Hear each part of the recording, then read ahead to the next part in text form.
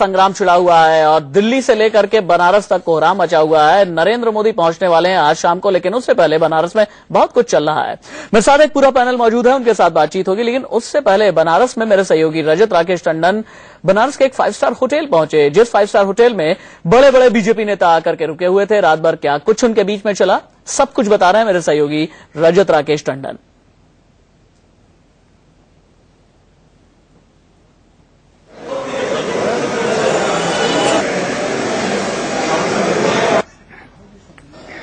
बनारस में राजनीतिक पारा बढ़ता जा रहा है। मैं इसमें मौजूद हूँ रेडिसन होटल में, जहां भारतीय जनता पार्टी के सभी वरिष्ठ नेता मौजूद हैं। अपने कैमरामैन से कहूंगा कि पैन करके वो तस्वीरें दिखाएं। आप पीछे देख सकते हैं अरुण जेटली बैठे हुए हैं, अमित शाह हैं, विजय गोयल हैं, लक्ष्मीकांत वाजपेयी हैं, जितने भी बड़े नेता हैं भारतीय जनता पार्टी के, पीयूष गोयल हैं, जितने भी बड़े नेता हैं वो सब बैठे हुए हैं। लगातार चर्चा हो रही है इस बात पर कि आज का जो कार्यक्रम है, जो विरोध प्रदर्शन है प्रशासन के खिलाफ, वो कैसे किया जाए, मोदी को यहाँ से कैसे जीत दिलाई जाए। पीछे मेरे आप देख सकते हैं नलिन कोहली हैं, विजय गोयल, अरुण जेटली, जितने भी नेता हैं वो इस समय रेडिसन होटल की गैलरी में बैठे हुए हैं। लगातार रणनीति बनाई जा रही है कि आगे कैसे करना है, विरोध प्रदर्शन कैसे करना है, बीएचयू पे अभी से थोड़ी देर बाद प्रोटेस्ट शुरू होगा, उसको कैसे सफल बनाना है, प्रशासन पर कैसे दबाव बनाना है, जिसमें जो आने वाले दिन है उसमें मोदी का प्रचार ठीक से हो पाए और भारतीय जनता पार्टी के कार्यकर्ता घर घर पहुंच पाए।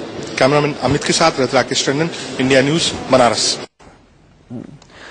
चलिए हम बात करते हैं अपने मेहमानों से। अवधेश कुमार जी, 9वें चरण में जिन 41 सीटों पर चुनाव होना है, 41 में से भी 18 सीटें उत्तर प्रदेश की हैं। उत्तर प्रदेश की ज्यादातर पूर्वांचल की सीटें हैं।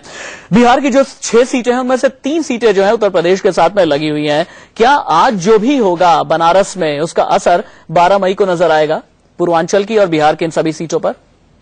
असर तो नजर आना ही है ना। कोई भी घटना होती है वो बिना असर के नहीं हो सकती है, बहुत स्वाभाविक बात है।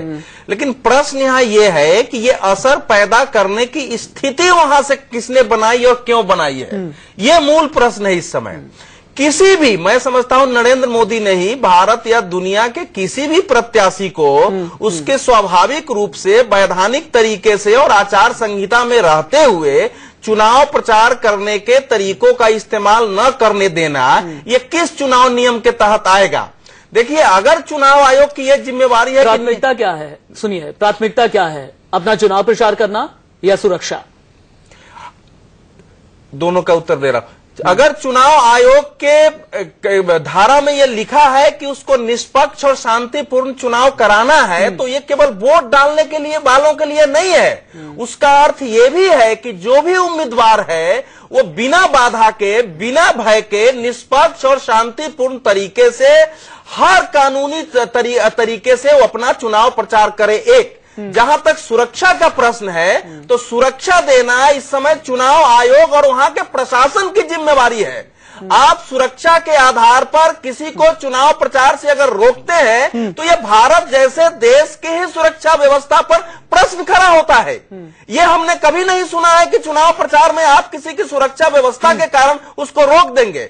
आपके भाई पूरे देश का चुनाव हो चुका है, आपको जितनी फौज मंगानी है आप बनारस में मंगा लीजिए, लेकिन आपने रोका क्यों? लेकिन जो दूसरा प्रश्न आपने किया है वो भी इसमें लग रहा है कि जैसे समाजवादी पार्टी ने 84 कोसी परिक्रमा जो शांति से हो रहा था उसको एक बड़ा इशू बनाकर ध्रुवीकरण की कोशिश की, इसलिए यह भी संभव है कि इस नाते वो अंतिम संदेश देने की कोशिश कर रही हो कि मैं ही नरेंद्र मोदी को रोक सकता हूं, उसको रोकने में भी मैं अभी भी लगा हूं, ताकि जो मुसलमानों का वोट है उनके पास जो है पूरे थोक में आ जाए। और तीसरी बात, जो अनुमति देने की बात कही जा रही है, आप बताओ कि मैं किसी को कह रहा हूं कि मुझे भोजन कराइए, उसके बाद एक मिठाई आप खिला दीजिएगा, आपने भोजन को कैंसिल कर दिया और कहा कि एक मिठाई खा लीजिए, तो ये कौन सी अनुमति हो गई है? इसलिए मेरा मानना यह है कि वहां के जिला प्रशासन की ये बिल्कुल आपत्तिजनक, अवैधानिक और भारतीय लोकतंत्र के विरुद्ध कदम है, और इसका विरोध चाहे भाजपा हो, कांग्रेस हो, कोई पार्टी हो, उसका करना ही चाहिए।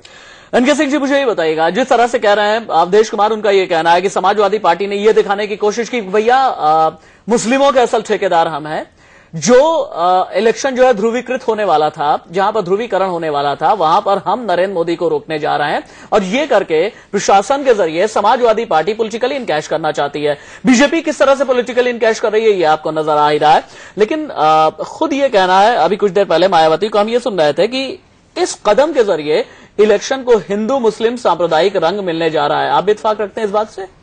नहीं, पहले तो मायावती ने क्या कहा इसको किनारे कर दे। पहले ये जो घटना हुई है इसका कॉज ऑफ एक्शन क्या था, इसकी एनालिसिस कर ली जाए।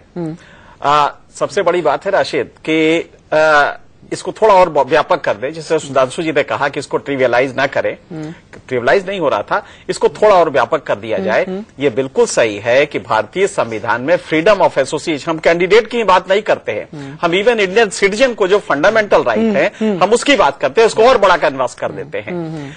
Article 19(1)(a), B, C, D इस सब में फ्रीडम ऑफ एसोसिएशन का राइट है। फ्रीडम ऑफ एसोसिएशन में किसी को भी आप बाधित नहीं कर सकते, लेकिन अगर ये पब्लिक ऑर्डर की प्रॉब्लम कर रहा है तो उसके लिए एक डॉक्ट्रिन है रीजनेबल रेस्ट्रिक्शन, वो स्टेट लगा सकता है।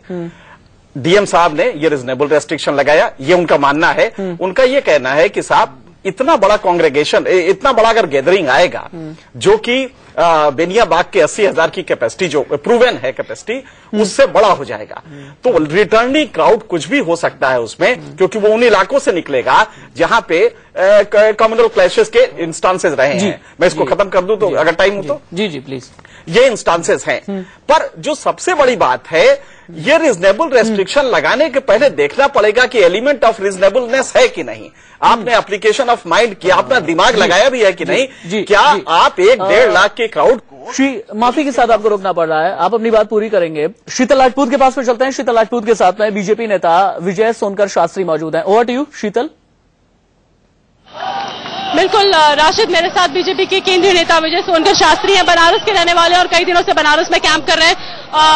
सोनकर शास्त्री जी, ये बताइए कि जब प्रशासन इजाजत दे चुका था बाद में, तो इस सब हंगामे की क्या जरूरत थी? कुछ लोगों का मानना है कि बीजेपी इससे पॉलिटिकल इमोशनल माइलेज लेना चाहती है। नहीं, ये देखिए, ये बिल्कुल गलत बात है। जो लोग ऐसी बात कर रहे हैं वो बिल्कुल गलत कर रहे हैं। इस समय देश में लोकतंत्र की परीक्षा की घड़ी है, और ऐसी घड़ी में जिस तरह से चुनाव आयोग के लोगों का, संबंधित अधिकारियों का जो भेदभावपूर्ण रवैया रहा है, और खासतौर से यहाँ के जिला निर्वाचन अधिकारी यानी जिलाधिकारी का जो एक तरह से रिश्तेदारी निभाने जैसा एक व्यवहार रहा है, वो व्यवहार अत्यंत निंदनीय रहा। अच्छा, ये बताइए कि अब अभी तक 11 बजे उन्हें सभी नेताओं को आना था, अभी तक वो पहुंचे नहीं है। क्या रणनीति बन रही है, क्या होने जा रहा है यहाँ पर, किस तरह से प्रदर्शन आप लोग करेंगे? काफी उग्र दिख रहे हैं लोग यहाँ। देखिए, जो ये जिला निर्वाचन अधिकारी का एक तरह से भारतीय जनता पार्टी के साथ भेदभावपूर्ण रवैया रहा है, उसे काशी में जो कार्यकर्ता हैं और खासतौर से आम नागरिक जो नरेंद्र भाई मोदी के लिए एक जबरदस्त समर्थन दे रहे हैं, उनमें रोष व्याप्त हो गया है। वो सड़कों